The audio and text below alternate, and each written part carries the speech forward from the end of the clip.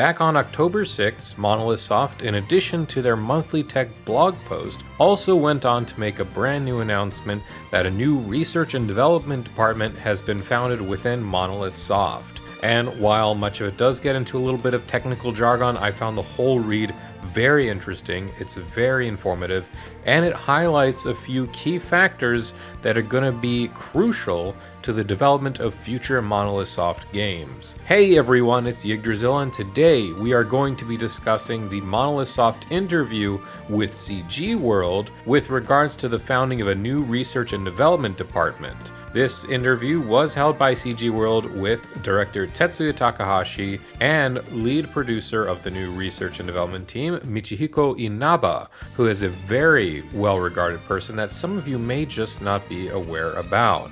So let's get into all of that, but just before we begin, as always, if you enjoyed this video, I would highly encourage you to please leave it a like and subscribe, and let me know what you think in the comments down below. But with all that said, let's get stuck in. Now, while most of us do know Mr. Tetsuya Takahashi, the director and one of the core leaders of Monolith Soft, not too many people might not be aware who Michihiko Inaba was. Some might recognize him from the fact that he is the lead developer of the Xenoblade Chronicles Definitive Edition for the Nintendo Switch back in 2020. However, he's actually been around quite longer, actually since the initial development of Xenosaga 3, and has been a producer with the series since, all the way back from Xenoblade 1's development back on the Wii in 2007, all the way to modern day.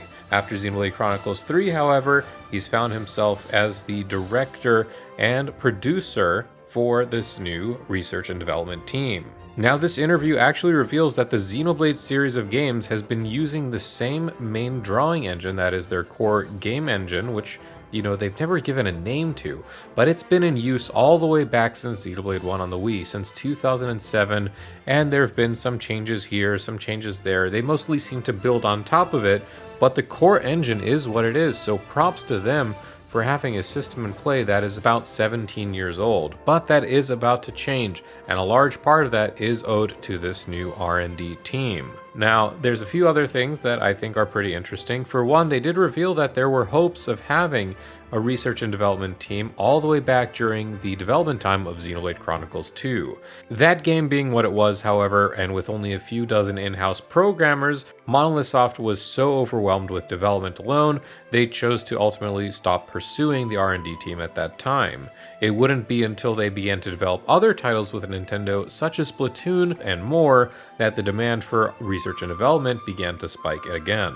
However, it wouldn't be years until they finally did establish this team. The research and development team, now spearheaded by Inaba-san, was established in 2023, just last year, with plans to integrate new developed technology as a new in-house engine that can be used across multiple titles.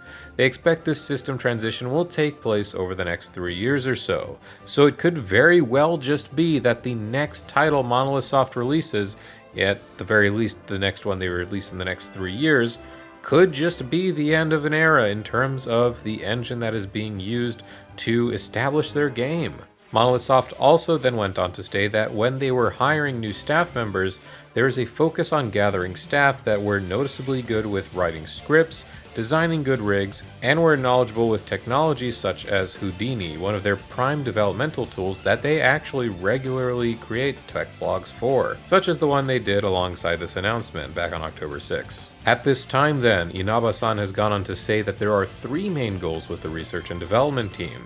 The first being to streamline development for the entire company, a very general one, saying that they just simply wish to consolidate the tools that they have that are currently in use, make them easier to use, have them in a generalized area that is easy for people to pull and use at their leisure, that kind of thing. Then they want to support tool developments for each section of their teams.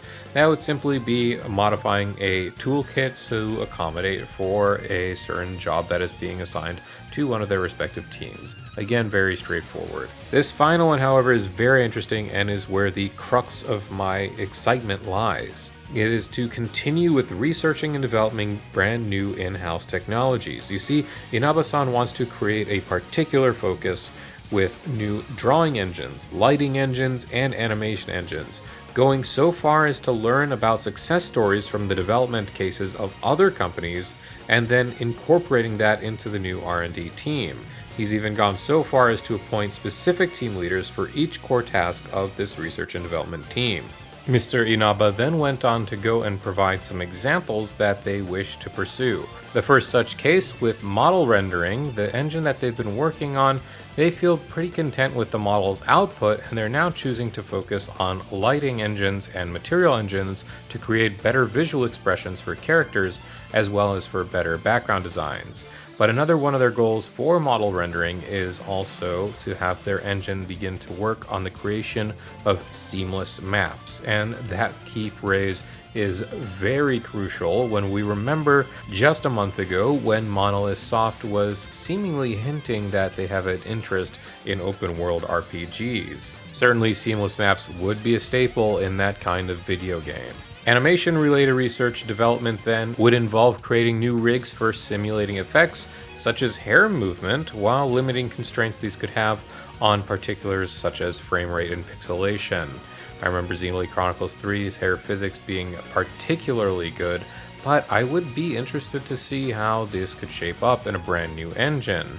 Perhaps they could finally get rid of a little bit of clipping, maybe. And lastly, creating new procedural placement tools. As an example, they've said that a task such as decorating a simple road for a background would normally have taken 20 full days, but now can only take as little as 30 minutes by creating scripts that would automatically place items and other components such as dirt and grass alongside a road, thus creating a natural background schematic that could then be adjusted at the designer's discretion.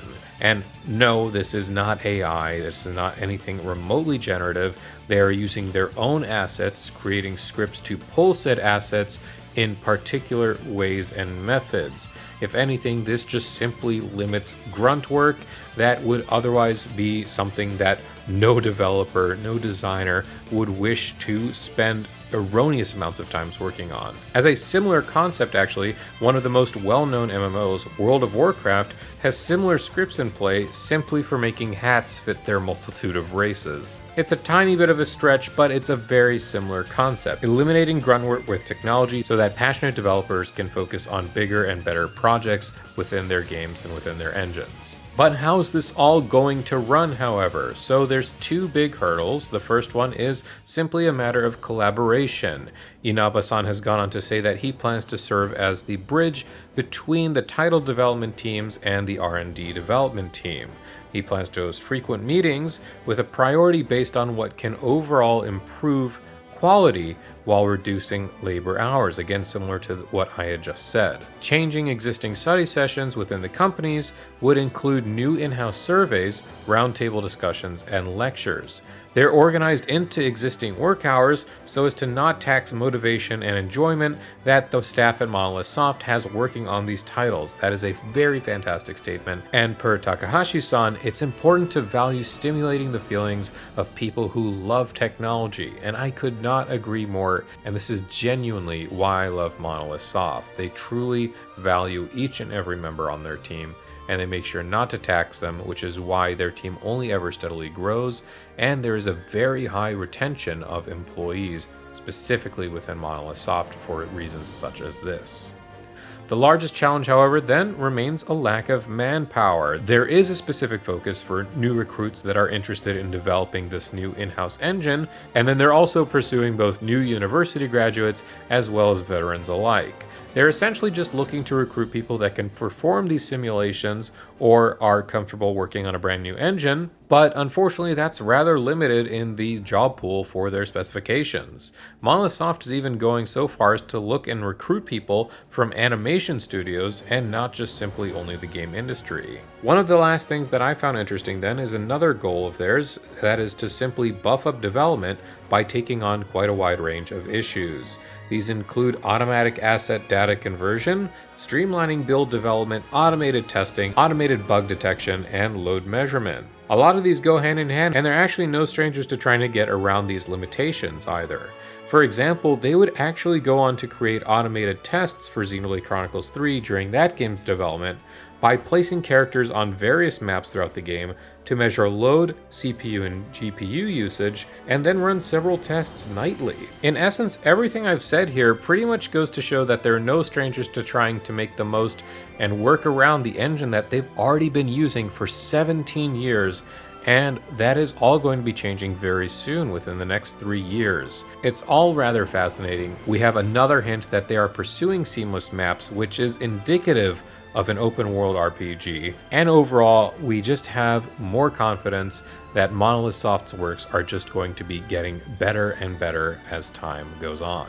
But that is roughly all there is to say. That is the end of the interview, and that will be the end of this video. So please let me know if you found any of this interesting. I'm always eager to see more Monolith Soft news, and I hope that you do as well. So if you do enjoy these kinds of videos, well, again, please be sure to leave it a like, subscribe for more, and let me know what you think down below. With all that said, I hope you all have a great day.